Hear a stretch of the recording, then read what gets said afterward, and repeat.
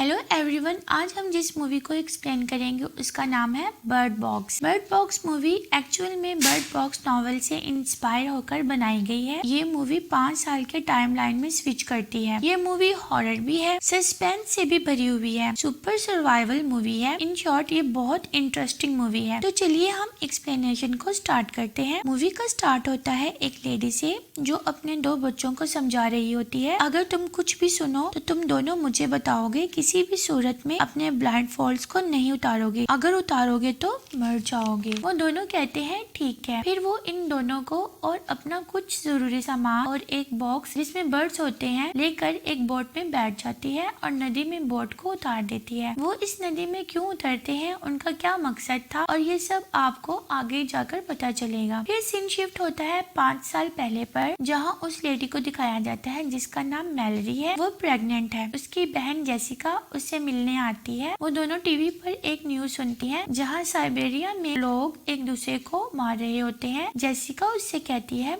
तुम यहाँ अकेली रहती हो, तुम्हें मेरे साथ चलना चाहिए, मगर मैलरी मना कर देती है। जेसिका के बहुत इसरार पर मैलरी डॉक्टर के पास चेकअप करवाने के लिए जाती है। डॉक्टर उसे कहती है तुम्हारा बेबी बिल्कुल ठीक है। चेकअप करवाने के बाद मैलरी जब बाहर आती है तो वो एक लेडी को देखती है कि वो अपना सर विंडो से मार रही होती है। उसके सर से बहुत ज्यादा खून निकल रहा होता है। मैलरी ये सब देखकर डर जाती है और समझ जाती है कि जो कुछ यूरोप और साइबेरिया में था वो अब यहाँ भी आ चुका है। वो अपनी बहन को जल्दी से निकलने के लिए कहती है। वो जब बाहर निकलती है तो लोग एक दूसरे को मार रहे होते हैं। जेसिका जल्द ही कार ड्राइव करती है, मगर थोड़ी दूर जाने के बाद जेसिका के आईज का कलर चेंज होने लगता है। ऐसा लगता है जैसे किसी ने उसके दिमाग को अपने काबू में कर लिया हो, और फिर उनकी कार का एक्सीडेंट हो जाता है। जेसिका कार में से बाहर निकलकर खुद को एक गाड़ी के सामने कर देती है। मैलरी एक घर के सामने खड़ी होती है कि एक औरत उसे कहती है आप मेरे घर आ जाएं, मगर उस औरत को अपनी माँ की आवाज सुनाई देती है और उसकी आंखों का कलर भी चेंज हो जाता है और वो जलती हुई कार में जाकर बैठ जाती है, जिससे पूरी तरह जलकर मर जाती है। फिर एक लड़के को दिखाया जाता है जिसका नाम टॉम था। वो मैलरी को जल्दी से उस घर में ले आता है। उस घर में और भी लोग मौजूद थे। वो सब जल्दी से दरवाजे और खिड़कियां बंद कर लेते हैं। उन सबको समझ नहीं आ रहा होता ये सब क्या हो रहा है। तब उनमें से एक आदमी जिसका नाम चार्ली है वो बताता है कि ये मिस्टीरियस फोर्सेस हैं। जब आप उनको देखते हैं तो वो आपके डर और दुखों का भयानक रूप ले लेते हैं और आपको मजबूर करते हैं कि आप अपनी जान ले लें। इनसे बचने का बस एक तरीका है, उनको अपनी आंखों से डायरेक्ट ना देखा जाए। वो सब विंडोज को न्यूज़पेपर से ढक देते हैं ताकि कोई भी फोर्स अंदर ना आ सके और ना ही वो उन्हें देख सके। मूवी फिर से प्रेजेंट में आती है जहाँ मैलरी और उसके बच्चे 6 घंटों से नदी में सफर कर रहे हैं। मैलरी ने अपने बच्चों को कंबल से ढांपा होता है और वो मुसलसल किसी से राब्ता करने की कोशिश कर रही होती है।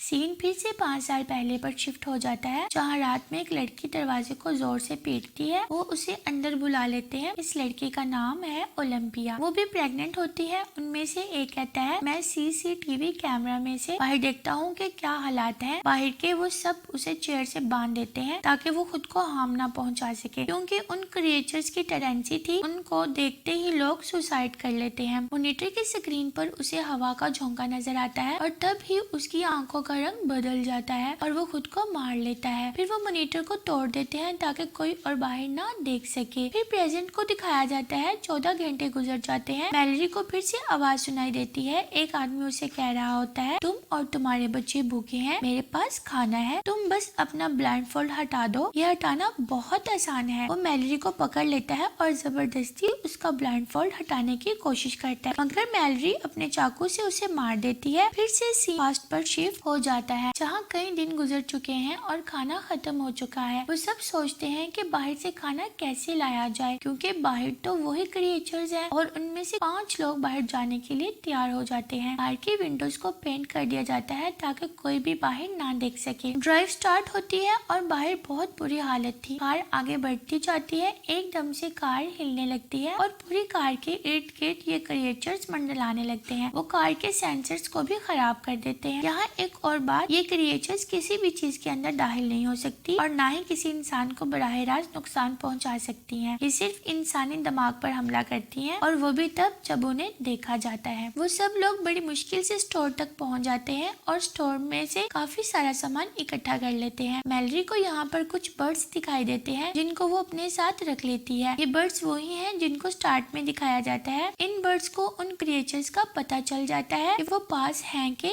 नहीं। जब वो क्रिएचर्स पास होती हैं तो बर्ड्स चुप हो जाती हैं और जब वो पास नहीं होती तो बर्ड्स चिल्लाना शुरू कर देती हैं। उस स्टोर्स के फ्रीजर से किसी की आवाज आती है। वो कोई और नहीं, चार्ली का दोस्त था जो अंदर आने के लिए मिन्नतें कर रहा होता है। जब वो गेट खोलते हैं तो वो कहता है ये क्रिएचर्स बहुत खूबसूरत है, तुम सबको भी इन्हें देखना चाहिए। तब उन्हें पता चल जाता है कि ये मेंटली डिस्टर्ब है और वो डोर बंद करने लगते हैं। वो डोर को बंद नहीं होने देता मगर चार्ली उसे फ्रीजर में धक्का देकर खुद को सबके लिए सैक्रिफाइस कर देता है और वो सब घर वापस आ जाते हैं। रात को उनको कार स्टार्ट करने की आवाज आती है तो वो वहाँ जाकर देखते हैं। उन सब में से 2 लोग कार को लेकर वहाँ से चले जाते हैं। फिर मैलरी को नदी में दिखाया जाता है जहाँ उन्हें 24 घंटे हो गए थे। उनकी बोट एक शिप से टकरा जाती है और बॉय पानी में गिर जाता है। मैलरी किसी तरह बॉय को बचा लेती है मगर उनका खाना और गर्म कपड़े पानी में गिर जाते हैं और बह जाते हैं। मैलरी बहुत परेशान हो जाती है। पानी में गिरने की वजह से बॉय को बहुत सर्दी लग रही होती है। मैलरी बोट को एक जगह रोक लेती है और अपने बच्चों से कहती है कुछ भी हो जाए तुम दोनों यहाँ से बाहर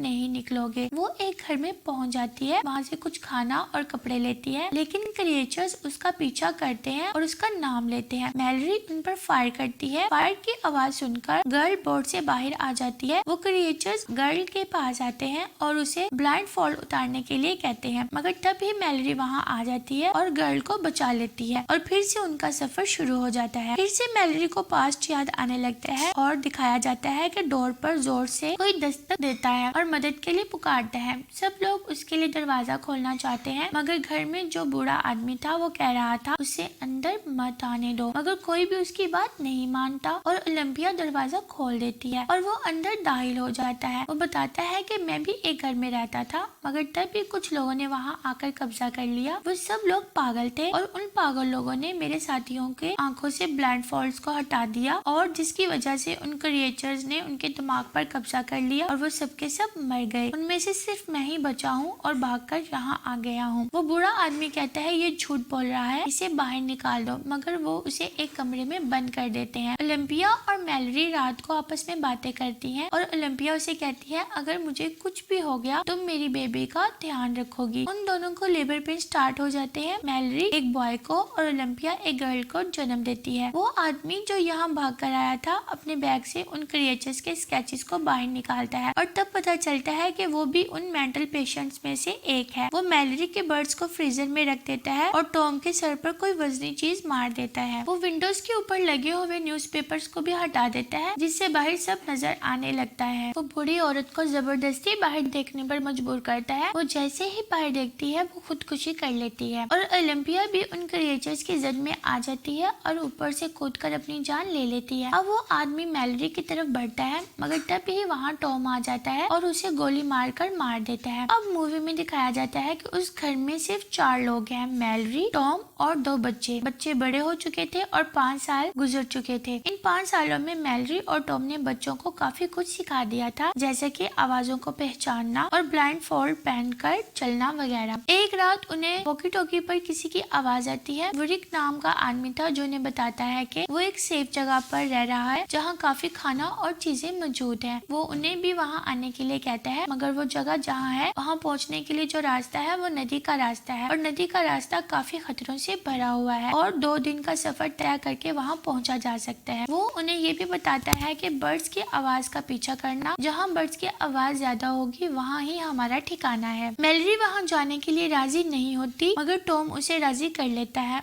और वो दोनों बच्चों को लेकर उस सफर की तरफ रवाना हो जाते हैं। मगर कुछ मेंटल लोग वहाँ आ जाते हैं और उन्हें अपना ब्लाइंड फोल्ड उतारने पर मजबूर करते हैं। टॉम मैलरी और बच्चों को वहाँ से भगा देता है और उन लोगों को मार देता है मगर उनमें से एक मैलरी का पीछा कर रहा होता है। उसे मारने के लिए टॉम को अपना ब्लाइंड फोल्ड उतारना पड़ता है और वो क्रिएचर्स उसके दिमाग को अपने कंट्रोल में कर लेते हैं और वो खुद को भी शूट कर लेता है। मैलरी समझ जाती है कि अब टॉम नहीं रहा। वो घर जाकर बहुत रोती है। फिर वही मूवी के स्टार्ट वाला सीन दिखाया जाता है जहाँ मैलरी अपने बच्चों को समझा रही होती है। अब नदी में 42 घंटे हो चुके थे और नदी का वो खतरनाक हिस्सा आ जाता है। बोट वहाँ फ्लिप हो जाती है और वो सब बहते रहते हैं। बोट उल्ट जाती है और वो सब पानी में डूब जाते हैं। मैलरी अपने बच्चों को आवाजें देती है। बॉय पानी में ही था और मैलरी को मिल जाता है, मगर गर्ल नहीं मिलती। गर्ल के पास घंटी होती है और वो उसे बजाती है और फिर मैलरी उस तक पहुंच जाती है। अब वो उन दोनों बच्चों को लेकर बर्ड्स की आवाज की सीमा जाने लगती है। ये क्रिएचर्स उनको फंसाने की हर कोशिश करते हैं, मगर वो हार नहीं मानते